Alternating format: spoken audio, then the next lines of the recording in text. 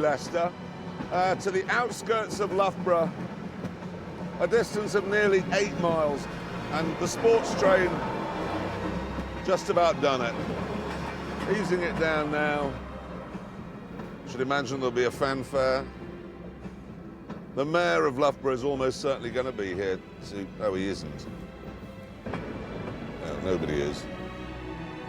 Not to worry, though, because the great pioneers are often unappreciated at first. Throughout this epic voyage, I have referred to this as either the TGV-12 or the sports train. But I don't think that's right. I don't think that does it justice.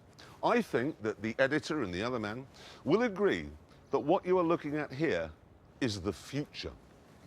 And all we must do now is await the arrival of my less successful colleagues.